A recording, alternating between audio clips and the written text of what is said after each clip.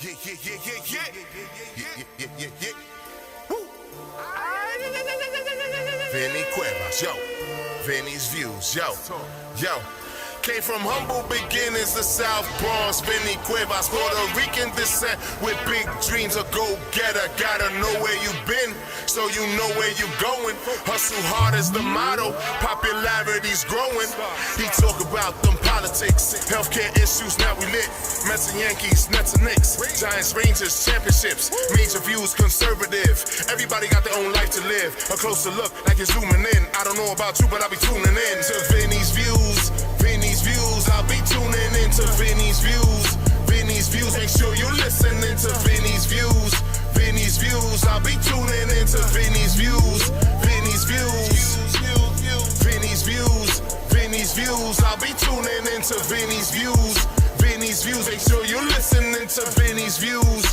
Vinny's views, I'll be tuning into Vinny's views. Vinny's views. Good evening and welcome to another edition of Vinny's Views. Today, I'll be discussing one of the most personal, stricken causes of deaths in the United States, and that's suicide. You know, suicide was the 10th leading cause of death overall in the United States, claiming the lives of more than 44,000 people. That's astounding, folks. 44,000 people. Suicide was also the third leading cause of death amongst individuals between the ages of 10 and 14. That's right, 10 and 14. And the second leading cause of death amongst individuals between the ages of 15 and 34. There were more than twice as many suicides, to be exact, maybe within the range of 44,000 people in the United States, as there were homicides, which was close to like 18,000. What causes, that's the question we all have. What causes an individual to take his or her own life, or just to even attempt it? Well, one of the biggest reasons, which shouldn't be a surprise to anybody, is depression. Mainly severe depression. You see, severe depression is always accompanied by a pervasive sense of suffering, as well as the belief that escape from it is hopeless. The pain of existence often becomes too much for severely depressed people to bear. The state of depression warps their thinking, allowing ideas like everyone would all be better off without me. And they make that to be some type of rational sense. They shouldn't be blamed for falling prey to such distorted thoughts, any more than a heart patient should be blamed for experiencing chest pain. It's simply the nature of their disease. Because depression, as we all know it, is almost always treatable. We should all seek to recognize its presence in our close friends and loved ones. Sometimes it's pretty obvious. Often people suffer with it silently. I have personally. And I have this mask. You know, I portrayed this mask as I need to look good on the outside and not let anyone. So when you suffer from depression, you take extra better care of yourself because you just feel like everyone can tell. And that's pretty painful. Other people suffer with it silently, like myself, like I was just telling you at one point in my life. But some plan suicide without anyone ever knowing. I'm lucky I never fell into that. I was strong enough to overcome these obstacles. You know, despite making both parties uncomfortable, inquiring directly about suicidal thoughts, in my experience, this almost yields an honest response. If you suspect someone might be depressed, don't allow your tendency to deny the possibilities of suicide or suicidal ideation prevent you from asking about it. Another reason is psychosis.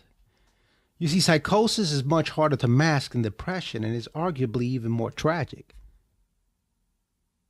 The worldwide incidence of schizophrenia itself is 1% and often strikes otherwise healthy, high-performing individuals whose lives, though manageable with medication, never fulfill their original promise. Schizophrenics are just like how do you put this? Well, they're likely to talk freely about the voices commanding them to kill themselves as not. And also in what I've witnessed, give honest answers about thoughts of suicide when asked directly.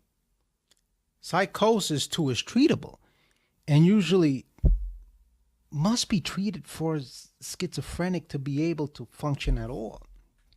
It's very complicated because some people don't depict anything. They look perfectly normal and there's a lot going on. Untreated or poorly treated psychosis almost always requires hospital admission to a locked ward until those voices are kind of subsided or they lose their commanding power. Another reason that people would contemplate suicide would be impulsiveness, which is often related to drugs and alcohol. Some people become maudlin to and impulsively attempt to end their own lives. Once sobered and calm, these people usually feel empathetically ashamed. At some level they do. The remorse is often genuine, but whether or not they'll ever attempt suicide again is unpredictable. They may try it again. The very next time they become drunk or high, that's just it's an influencer, like the drugs and the alcohol. It almost like they become different people, like a schizophrenic or even someone bipolar. Well, sometimes people just recuperate and they never attempt to take their own lives in their lifetimes. It all depends on the individual, the treatment, the willpower. Hospital admission is therefore not usually indicated. Also, substance abuse and the underlying reasons for it are generally a greater concern in these people and should be addressed as aggressively as possible. Sometimes a person could be crying for help and don't know how else to get it. We've seen that. We've witnessed that, some of us. These people usually don't want to die, but don't want to alert those around them that something is seriously wrong. They often don't believe they will die, frequently choosing methods they don't think can kill them in order to strike out at someone who hurts them. But they are sometimes tragically misinformed. The prototypical example of this is a young teenage girl suffering genuine angst from maybe a relationship, either with a friend, boyfriend, or parent. She swallows a bottle of Tylenol, not realizing that in high enough doses, Tylenol can cause irreversible liver damage. I've known people who have died this way, days after such an ingestion, when remorse has already cured them, or their desire to die and their true goal of alerting those close to them of their distress has been achieved. But you've already caused damage to a very, very essential organ in your body. And remorse isn't going to do much for you then. Psychological. There's a psychological desire to die sometimes. The decision to commit suicide for some is biased on a reasoned decision, often motivated by the presence of a painful terminal illness from which little to no hope of reprieve exists. These people aren't depressed, psychotic, maudlin, or crying for help. They're trying to take control of their destiny and alleviate their own suffering, which usually can only be done by death, unfortunately. And we see that often so much. For instance, with Dr. Kevorkian, that's what was going on. People didn't want to be in pain, so they chose to go to this doctor to ease them from their pain, which the only way to ease them from their pain was through death. We're all aware of the causes that lead to suicide, but what can we do to prevent them from happening? What can we do? How do we help others? All of us can do our part to prevent suicide. Reaching out means first paying attention and noticing when people are showing signs that they could be at risk. Second, taking the time to let people know we care, which sometimes we do. So much easier to listen to gossip, I'll tell you that much. But when it comes to warning signs of suicide, we are much better off overreacting than underreacting. If you notice that a friend is in herself or himself, giving up interest, seeking isolation, or a family member is just hinting at self-destruction, a behavior, an anomalous behavior that you just haven't seen in them, or saying things like, "You'd be better off without me," you should take these warning signs seriously. Because suicidal individuals are almost always ambivalent. They often give signs letting people know they are in trouble. They may even hint or admit that they're contemplating hurting themselves. They might take it back and deny they're in danger, but they will hint it. They will let us know, and somehow we'll know. Body demeanor, their change of character. We figure this out with our loved ones. We know them. Therefore, it's important that you take these signs seriously and help the person get the help he or she needs. We need to be proactive in offering assistance to individuals who think they might be considering suicide. This is serious stuff, folks. This is as bad as cancer, as bad as drug addiction. And sometimes it's just the cure is so complicated and intricate. You can start by recognizing some of these red flags that would indicate that a person is in trouble. Well, there are long-term risk factors for suicide. There are also immediate warning signs that someone could be planning to take their own lives. I'll give you a couple of symptoms. I've been through my share of depression.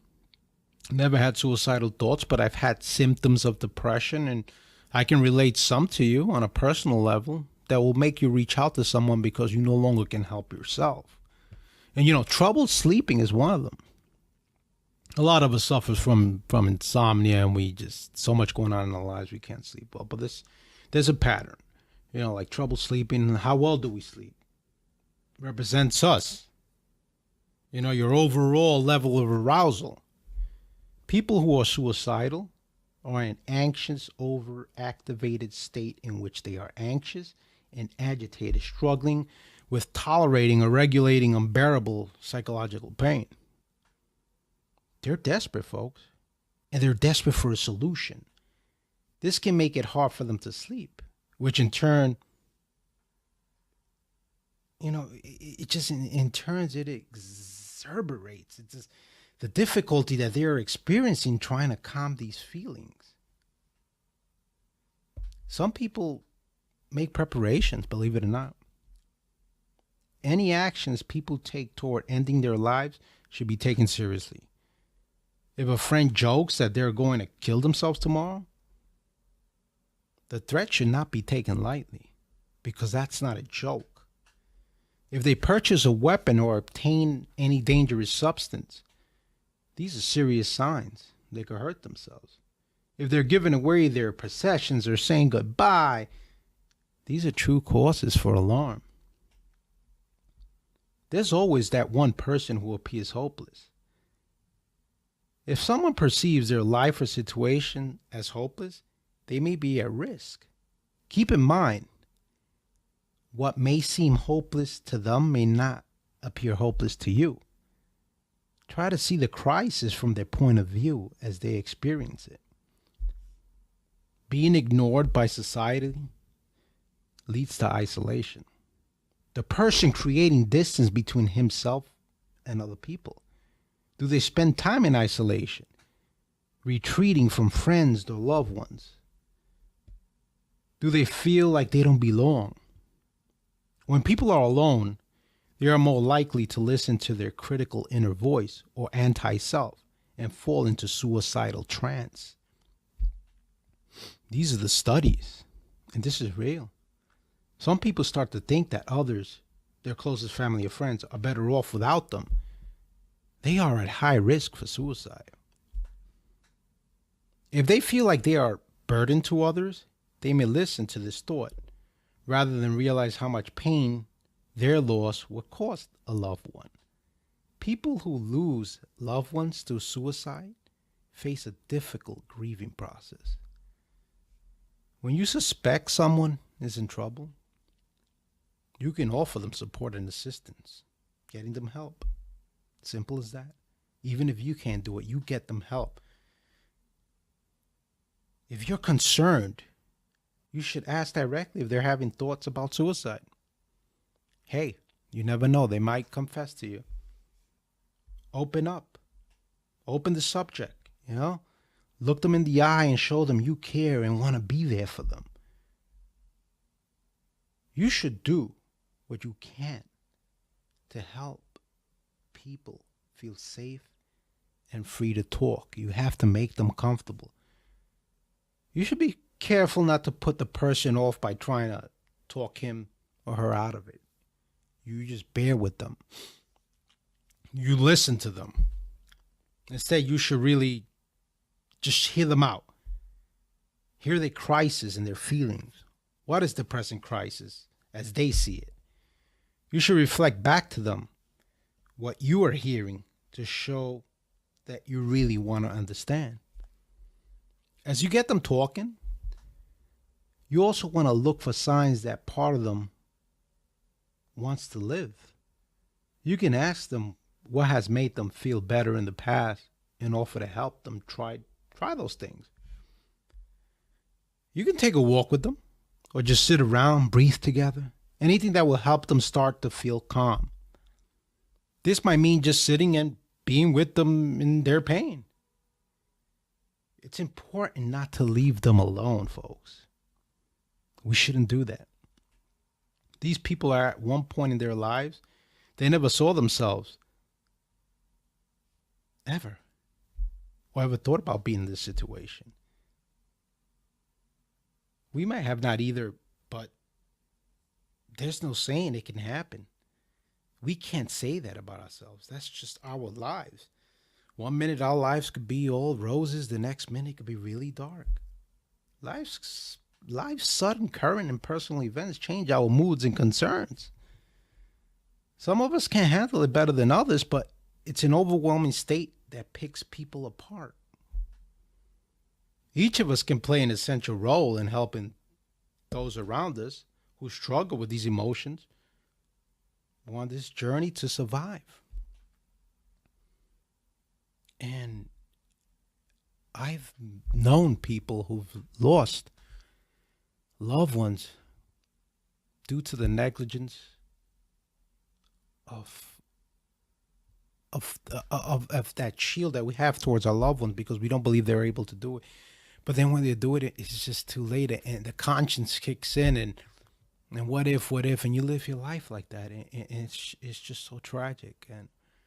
But with us today, I have a guest whose life was rearranged when her son took his own life. Deborah DeStefano. Deborah, I want to thank you for joining us. It's a pleasure, and thank you for your courage in joining us today to talk about how do we prevent suicide. I know you were stricken by tragedy when your son, took his own life.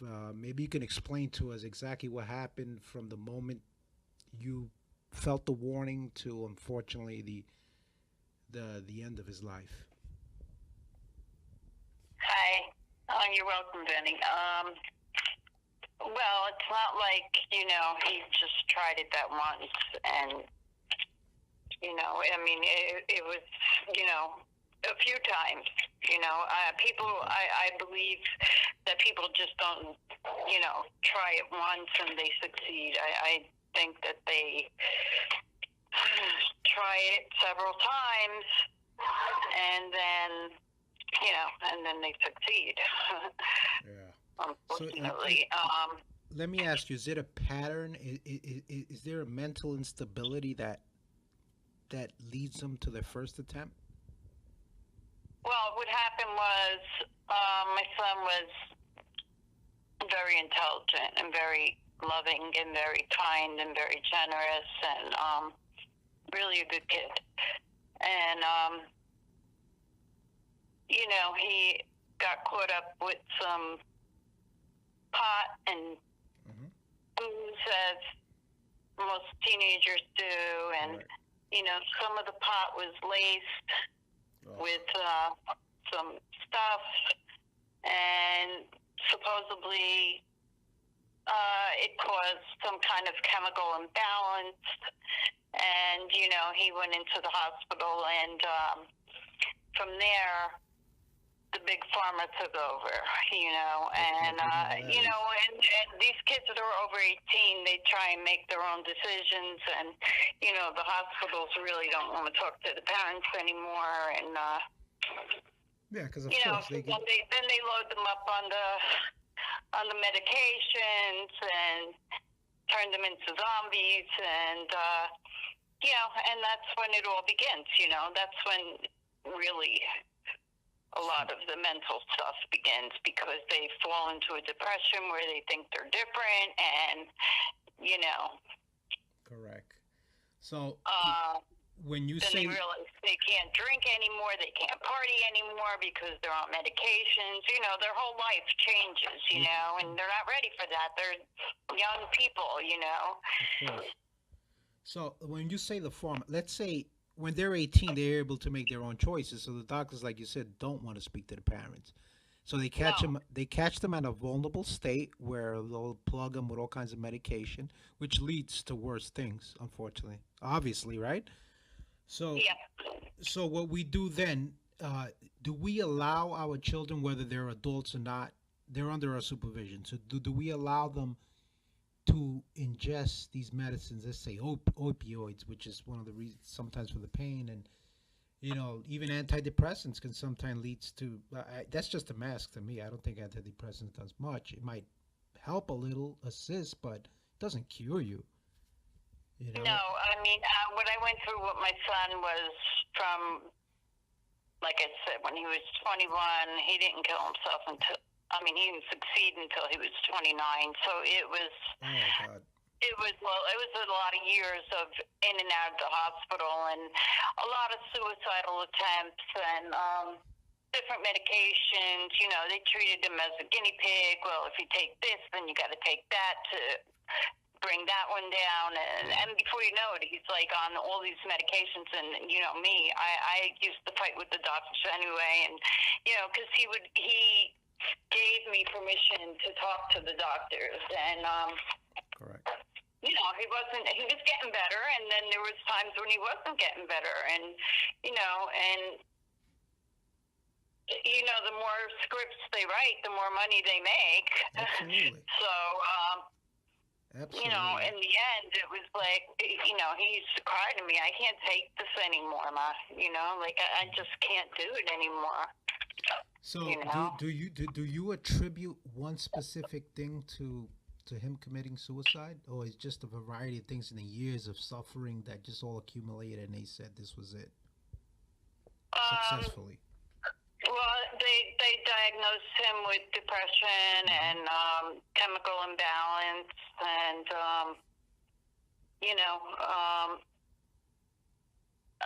obviously he was also a recovering addict. That's a lot. So, That's a lot to do. well, just pot and pills and booze, but that went back to his early age. Yeah, But he got into recovery, and he was doing the right thing. It's not like he was abusing, drugs and alcohol. Mm-hmm. He was functioning. He was functioning, and, he just... I don't know. You did mention I believe that a lot of these medications, they really messed him up. Without a doubt. And those are some of the side effects and warnings they give us now.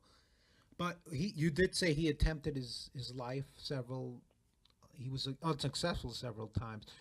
This last time, unfortunately, did he give you any signs and signals that you might... No, and that's the whole thing. That week was like, I thought a good week, because he was up early, he was shoveling, it was a snowstorm, it was January 2011, and he was up, he was cooking, he wasn't like, in bed feeling sorry for himself, like he was doing things, around the house. Correct. So I thought he was having a good week, and wow. So but in the meantime, he might have been manipulating, he could have been 'cause- contemplating, and I mean, obviously he had love for you. exactly. So did he disregard your feelings, or he cared a lot about how you felt? So he tried to conceal most of it from you. My son and I were very close. We were really like we had a good relationship, communication wise, and I think that he used to tell me he didn't want me to be a burden to me. Like he would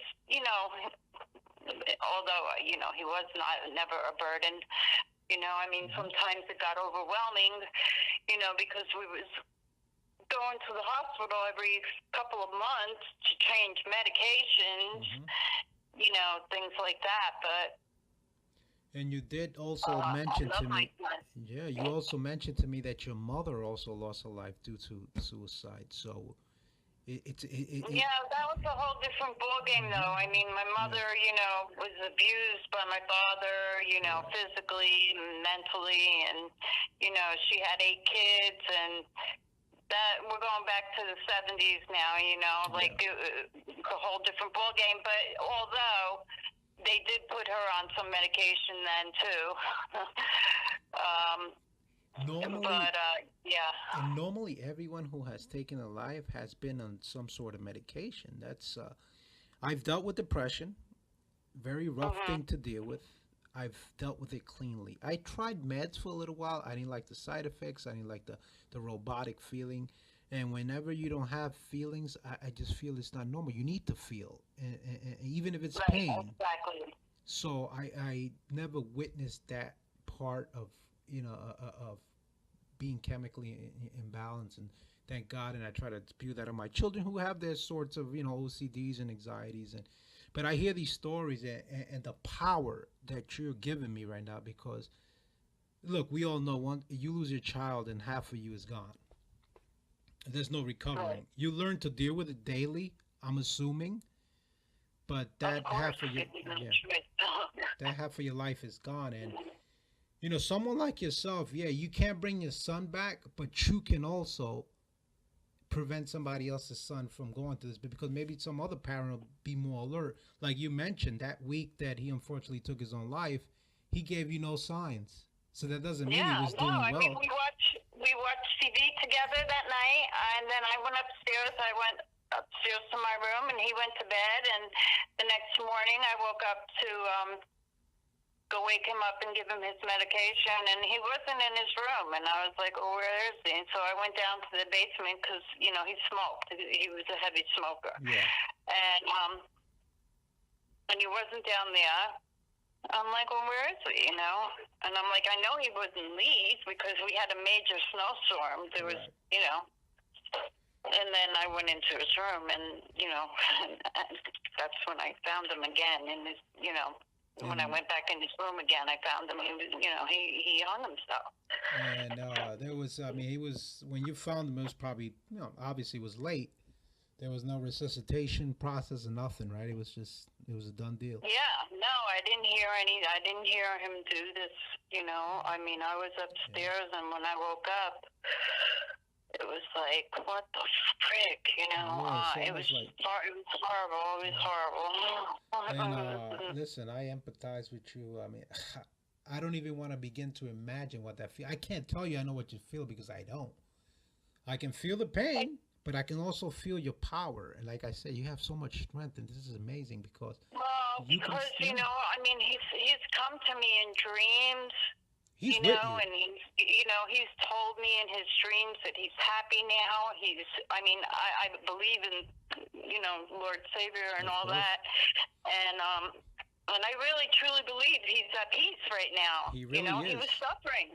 He was really suffering in the end. Because that's a disease. It's it ain't all cancer and HIV, drugs, mental illness. These are really big diseases, and they get overlooked sometimes. Like me personally probably haven't, but sometimes we ignore people that have problems. Oh, this person's just too pessimistic. I can't deal with it.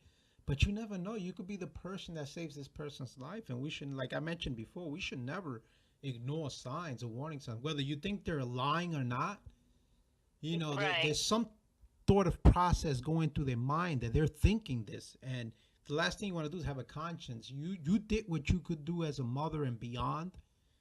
I mean, he Yeah. chose to do it while you were sleeping. Obviously, Yeah. it is, unfortunately, that's how it ended. But you did what you can, and you never stop being a parent. And I've seen parents give up on their children because they're on drugs, and so you never stop being a parent. That's when they Oh need you the no, I most. never stopped. Are you kidding? I used to go down to Patterson and forget about it. Yeah. I used to argue with the drug dealers. You better get that shit away from my son. And I pick him up in the car and get your ass in the car, and Yeah, come back. I mean, this is going back, when he was a teenager and stuff, but that's my kid, absolutely. Well, like No, he no. talks to you in dreams. He does, and which kind of gives you a sense of satisfaction and peace yourself. Not the full peace you want. You want him there physically, and that's never going to change. But you're also like, okay, well, I don't want him suffering either. It's just like when you see somebody with cancer, they're going to die. They start disintegrating. It comes to a point where you're like, it's about that time. I think they'll be better off on the other side because this pain is just killing them. I mean, this is something that could be prevented, but all this medicine they suck into these children, and we're more adults, so we're more aware of things, and this is to me the real reason. What was that? I mean, that pill that these kids used to take years ago, Ecstasy, yes, of course. Dealt with that so many times. Yeah, the doctor told us that had caused chemical imbalance on him. Yeah, because that's acid. That's pretty much acid. I don't know what it is. Yeah, it's a form of acid that gets you sexually aroused, and you just forget you're in another zone. And yeah, they used to go to the clubs and and do that, and before you know it, his thinking was like really whacked out. It's But just a combination of legal and illegal drugs. It just there's no winning there. It's just but my son was very intelligent. I mean, he was a big football star. Football star, I mean, I saw he was good. He made all county here. He always had girlfriends. A lot of Good girlfriends. looking. He was a very good-looking kid. I saw pictures. But you know what, Deborah, if this means anything, people like myself commend you, like I mentioned before, because there's people out there going through this right now, and maybe they'll listen to the show and they'll be like, "Well, we just can't let our guards down." Not that you did, but I'm just saying because you felt. They really need to watch these doctors. Like, Absolutely. I blame the doctors. I'm sorry. I blame the doctors. They had put him on so much medication, and and it was like, in the end, it was like, you got to take this one, and then this one has to off balance that one, and then that one has to off balance that one. It was like, what is all this? Like, what are you doing? The pot and the ecstasy is second to that. It's second to that. I mean, he would go into the hospital. And he would, have, the illegal stuff in his system, maybe the pot or, whatever he was doing. And before they even detoxed him, they had him on all this other shit. Yeah. I'm like, you didn't even give the kid a few weeks to be on without anything in his system. You know what I'm saying? It's only so much your brain can take. It's only so much. Yeah. And they would pump him up with all this stuff. And I'm like, this is crazy. I hope everyone hears this because, a lot of people depend on medication, and I've spoken to a few. I know a lot, and I tell them this is not a cure. This just masks a little bit of what's going on, but you can't sit there and expect this to create miracles because it's not. You need to heal yourself. No. This health, by the way you eat. Do some yoga. There's ways you can overcome this because I've done it without medication. Yeah. Be positive for Christ's sake. There were periods that he was doing well without the medication. And then, I think he would go see his psychologist or psychiatrist, and they would put fear in his mind that he needed to be on it. And he was just so afraid not to be on it You know, like he trusted them. Yep, that's exactly what they do to you. The fear factor. And, Man, they pick on the you know, vulnerable, the young, vulnerable, beleaguered children, and they just spew whatever they want. They get them, they turn them to addicts, and unfortunately, this is what happens. I don't know. I mean, that world, that whole psychiatry world is just like, I don't know. I just, I'm I know better what off I went talking to through with myself. him, and I know that I don't. I'm lucky if I take aspirins. I don't drink, I don't drug. I don't do any of that shit.